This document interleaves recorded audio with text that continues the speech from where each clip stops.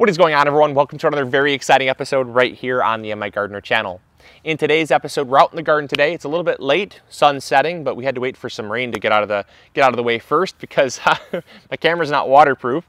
But we're out here nonetheless, and we're gonna get this video done so that you guys can grow big or go home with it. But what we're talking about today is what to do if your plants are only producing female flowers. Your squash plants, your cucumber plants, your pumpkin plants, zucchini plants, all the cucurbita crops produce both male and female flowers on the same plant. The flowers are not self-fertile, and that means that they're not like a tomato plant or a pepper plant where the flowers, a single flower contains both male and female components.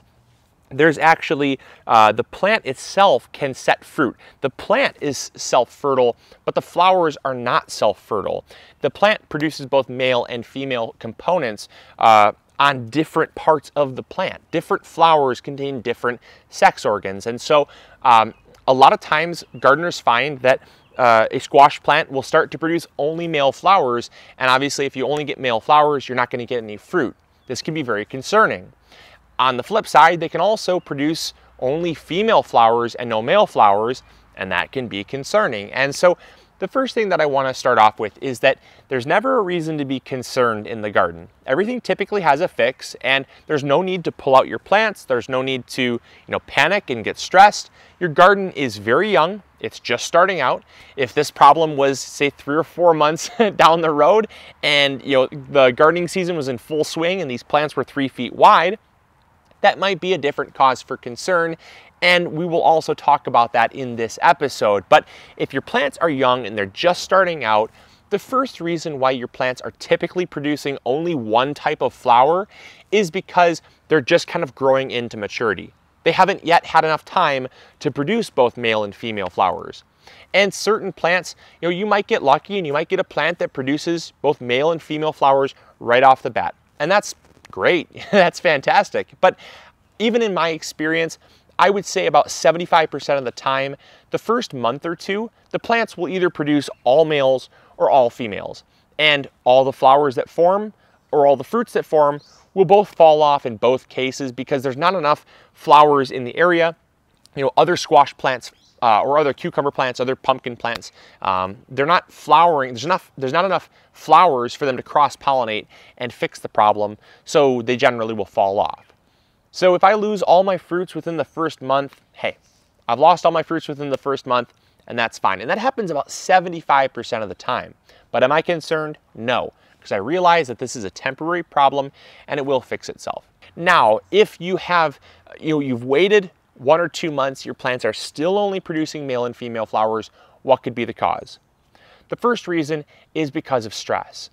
So if your conditions are very hot or very cold, this can dramatically reduce the amount of male or female flowers being produced. In the case of most plants, if the temperatures are very hot, they will not produce female flowers. And the reason why is because female flowers have a fruit attached to them. It takes way more energy and way more nutrients and water to sustain that fruit than it does to produce a male flower. So in temperatures that are above 85 to 90 degrees, you'll typically find that most squash plants will just produce male flowers. They will still produce flowers, but they're just not female flowers, and that's because the plant doesn't want to stress itself to death. If the plant were to produce a lot of female flowers, it might not be able to survive. And so it's kind of just a built-in safety mechanism or a survival mechanism, you could say, to allowing the plant to survive. So don't panic. If it's hot, that's typically why. The second reason why it could be producing just male flowers is because of nutrients. So a lot of times, if your plant is beautiful, it's super, super green, what can happen is you have too much nitrogen.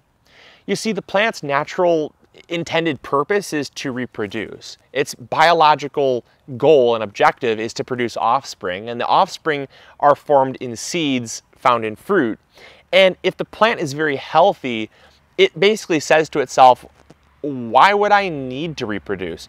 I'd rather just grow. Plants are very advantageous and they're a little bit selfish. And so if you give them a reason to just grow and not produce fruit, and you just pump them full of nitrogen, which is meant to enhance leafy green growth, enhance the overall plant health and vigor, it's not really encouraged to set fruit. And so if you find that's the case, your plants are huge, but they're not setting any fruit, simply kind of just dial back the nitrogen if you're fertilizing regularly, or switch it up to more of like a phosphorus-based or a potassium-based fertilizer to kind of encourage some of that fruiting and flower set, because that could definitely encourage some of the female flowers to form, because that way it's actually saying, all right, I'm done growing.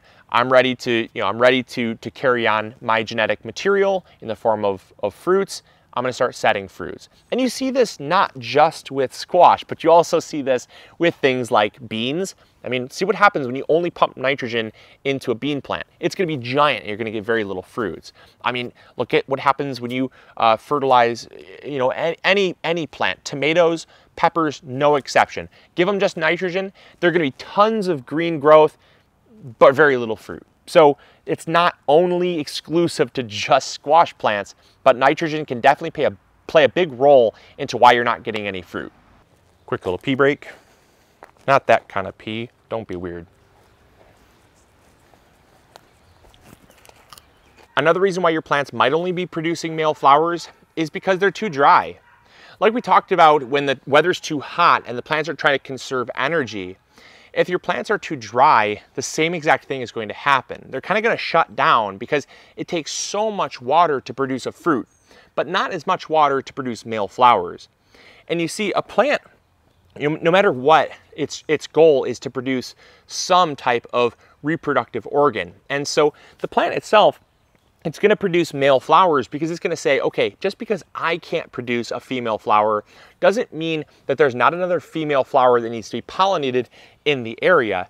And so it will, by nature, always kind of set out a flower because it has a better chance of cross-pollinating with something else, and still trying to achieve an objective of cross-pollination. But the plant itself might have an issue if it's very dry, because it basically will say, I can't put out a female flower, I'm too dry.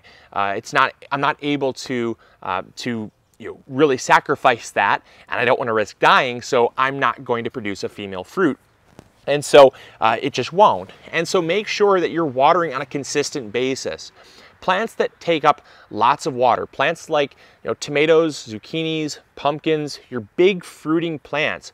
You have to remember, watermelons, cucumbers, even things like that, they are 95% water. Those fruits, 2 pounds, 3 pounds. Zucchinis can get 5 to 8 pounds.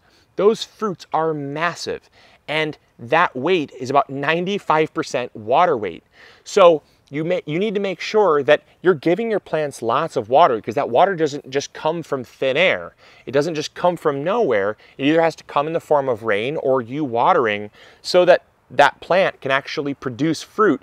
Otherwise, it's simply going to drop it off. So that's another very common reason, is when it's hot and it's dry, it's either too hot or it's too dry, or it's sometimes both, and the plant just cannot risk putting out a female flower, so it just produces male flowers. And the final reason why your plant might not be producing any flowers is because of pests. This is something that can happen, doesn't happen all the time, but you want to be observant. A lot of times flowers actually form, but they're being eaten off when they're young, and that's because flowers are very, very tender.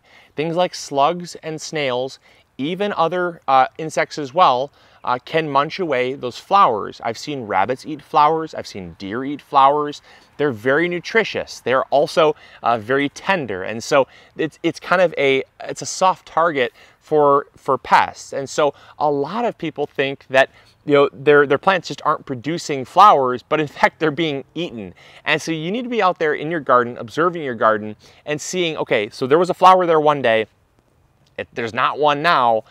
Making sure that you're really looking for signs of damage, signs of pests, the presence in their garden, and that way you can better understand if they're actually consuming your plants, because your plants are definitely not immune to being consumed. And hey, the animals just want to survive just like you do, and it's a food source for them just as much as it's a food source for you. And so just keep that in mind, that there can be some pest damage. And I know a lot of people, if they don't regularly check on their garden, they assume that it's something they're doing wrong, and they're like, my plants just aren't producing flowers. But yet every night when all the animals come out, when you're not in the garden, they're in the garden basically making a salad bar, or a buffet of your garden, and they're eating all of those flowers. So just keep in mind of that. And if it is pest damage, there's lots of ways to deter slugs, snails. We've done videos on that. There's lots of ways to deter deer. We've done videos on that. Rabbits, we've done videos on that.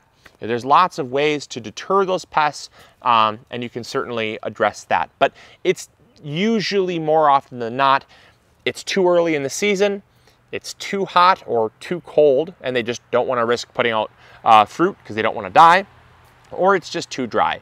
That's generally, more often than not, those three.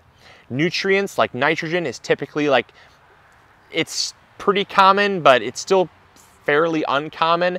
And then pest damage, completely eating away the flowers, stuff like that can happen. I've seen it happen, but is the most common. It's probably the least common. So that's kind of in order of how it goes from most common to least common. I hope you guys enjoyed. I hope you learned something new. There are 5 reasons why your squash plants might only be producing male flowers. I hope you guys enjoyed. I hope you learned something new. If you did enjoy, make sure to throw a like up there. Share this video with a friend, and sorry, onion. Make sure to share this video with a friend if you think they'd enjoy it. And as always, this is Luke from the MIgardener channel, reminding you to grow big or go home. And we'll catch you all later. See ya. Bye.